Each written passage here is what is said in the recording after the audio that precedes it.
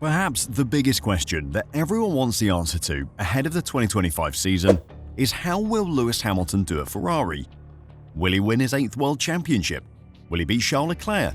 Or will his new teammate expose him as past his best? Somehow, Hamilton has become Schrodinger's Formula One driver. He is, at the same time, the best driver in the history of the sport, and a washed-up has-been, depending on who you ask. Until the 2025 season begins, we won't know which, and he'll continue to exist as both. Because of the uncertainty of Hamilton's position, fans have been desperate to get any kind of inkling on how he will perform come the first race of the season in Australia, and following the Pirelli tyre test, we now have that. Today, I'll check out what's been happening in Barcelona and how Hamilton fared against his teammate, so don't go anywhere. Ferrari, Charles Leclerc and Lewis Hamilton have been getting quite familiar with the Circuit de Barcelona Catalunya over the past few weeks. Obviously, they know it pretty well already. It's been hosting the Spanish Grand Prix since well before Hamilton joined the sport. Ferrari, as a constructor, have won there 8 times as well. Over the past fortnight though, Ferrari, Hamilton and Leclerc have been doing extensive testing at the track. Last week, the Ferrari team were at the home of the Spanish Grand Prix as Ferrari's pre-season preparations continued. The Italian team were running the 2023 spec SF23, the most recent car that can be used under the testing of previous cars rules. They were there for 3 days and reportedly ran seamlessly on the first of those 3 days of private testing.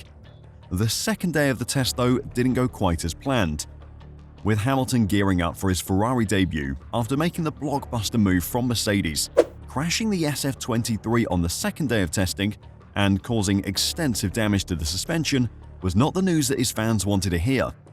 Hamilton's incident reportedly occurred through the high-speed final turn, with the damage being so bad that Leclerc was unable to complete his planned afternoon outing. Ferrari regarded the crash as nothing abnormal, as Hamilton learned the characteristics of an unfamiliar car after 12 years with Mercedes, within the significant restrictions imposed on testing in Formula One. Sky Sports' Craig Slater revealed some details of the incident, explaining, "Lewis Hamilton had a minor crash testing a 2023 Ferrari car at the Circuit de Barcelona Catalunya.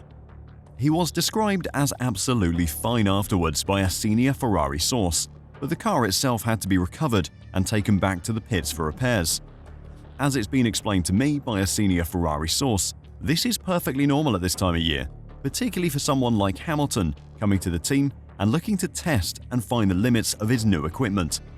He did have a similar type of crash on his first outing pre-season with Mercedes when he joined them, and that association didn't work out too badly.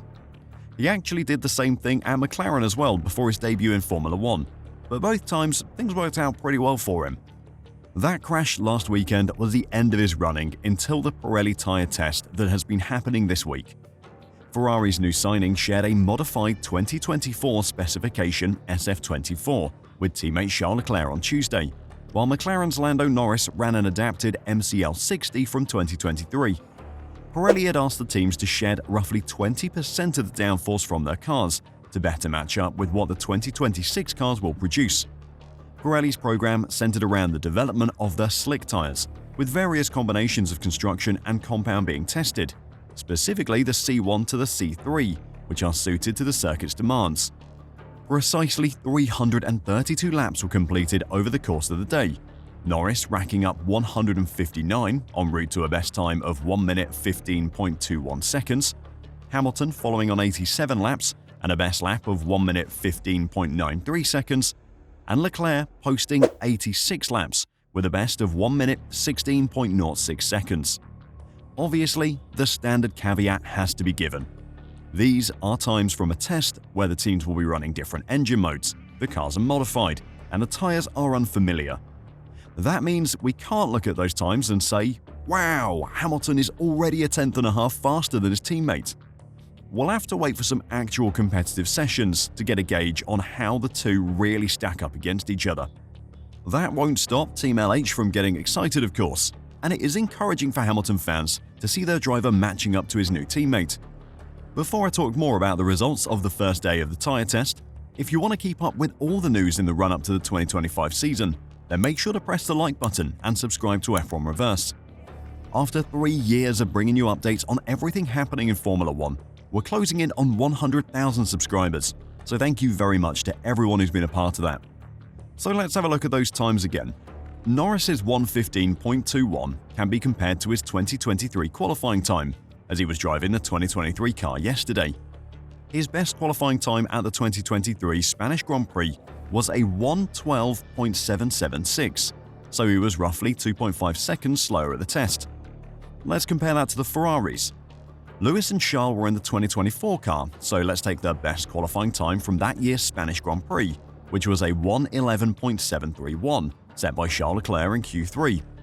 Notably, the 2024 cars were about a second a lap quicker than the 2023 cars in Spain. So Hamilton was about 4.2 seconds a lap slower at the test when compared to last year's Grand Prix, while Leclerc was 4.3 seconds slower. So what can we take from that?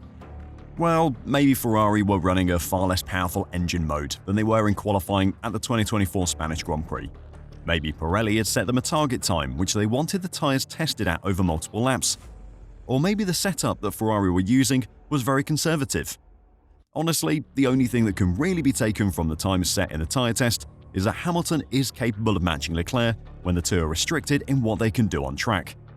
If Hamilton fans want to take anything from these times, then they should be happy their driver can match his teammate and that he didn't crash again. So what else can Hamilton fans look forward to as we all eagerly await the preseason testing at the end of the month? Well, Ferrari has unveiled the brand new team kit Lewis Hamilton and Charles Leclerc will wear during the 2025 F1 season.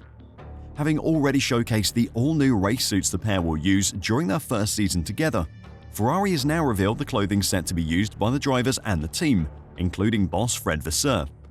The items will be used by the drivers in and around the paddock when not in race gear and at sponsor events. The first team kit, featuring Lewis Hamilton's legendary driver number, is available to buy right now on the Ferrari website as well.